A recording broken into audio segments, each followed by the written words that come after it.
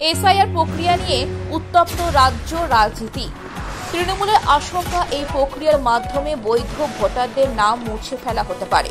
ভারতীয় নির্বাচন কমিশনের পক্ষ থেকে পশ্চিমবঙ্গ সহ দেশের আরও ৬টি রাজ্যে এসআইআর স্পেশাল ইন্টেনসিভ রিভিশন প্রক্রিয়া চালুর ঘোষণা করা হয়েছে।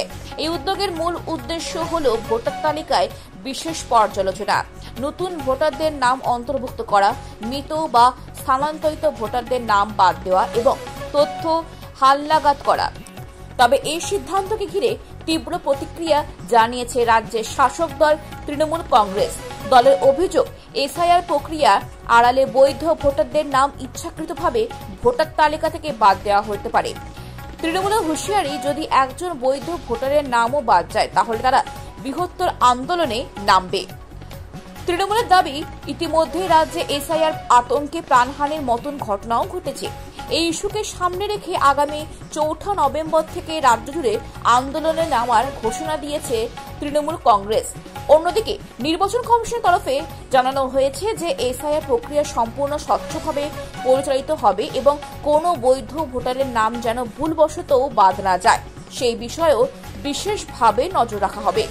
এই প্রসঙ্গে রাজ্যের সুন্দরবন উন্নয়ন মন্ত্রী বলেন, এসআইআর প্রক্রিয়ার মাধ্যমে কেন্দ্র সরকার দেশে এক প্রকার স্বৈরাচারী সাম্রাজ্য প্রতিষ্ঠা করতে চাইছে। মানুষের ন্যায্য ভোটাধিকারে কেড়ে নেওয়ার চেষ্টা চলছে। এসআইআর নিয়ে যেটা করছে কেন্দ্রীয় সরকার, তাতে আমরা মনে করি একটা স্বৈরতন্ত্রী সরকার। মানুষের যে ন্যায্য অধিকার, সেই ভোটার লিস্টে সেই জায়গাতে বাঙালিদের উপরে যে টর্চার করছে এবং যারা পরিযায়ী শ্রমিক যারা বিভিন্ন জায়গায় যাচ্ছে তাদের উপরে যে নির্মম অত্যাচার করছে তার বিরুদ্ধে আমাদের এইটাই কথা। কেন্দ্র সরকার ভাবছে কি, যখন ইচ্ছা যাকে ইচ্ছা আমি বাংলাদেশি ঘোষণা করে দেবো, যাকে ইচ্ছা আমি রোহিঙ্গা ঘোষণা করে দেবো। জ্ঞানেশ কুমারের বাবার নাম আছে ভোটার লিস্টে, ডকুমেন্ট দেখাতে পারবে? অমিত শাহর বাবার জন্মের সার্টিফিকেট দেখাতে পারবে? প্রধানমন্ত্রী থেকে শুরু করে ক্যাবিনেটে যারা মন্ত্রী রয়েছে, স্বাস্থ্যমন্ত্রী, প্রতিরক্ষা মন্ত্রী, শিক্ষামন্ত্রী, অর্থমন্ত্রী,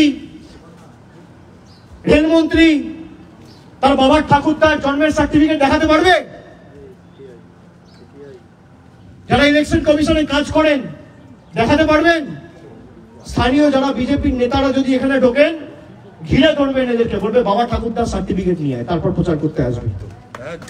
বাবা ঠাকুরদার সার্টিফিকেট নিয়ে আয়, তারপর প্রচার করতে আসবি। বেঁধে রাখবেন, বেঁধে রাখবেন, গাছে পোস্টে বেঁধে রাখবেন, হাত তুলবেন না। আমরা শান্তিতে বিশ্বাস করি। বলবেন সার্টিফিকেট নিয়ে আয়, তারপর তোর দড়ি খুলবো।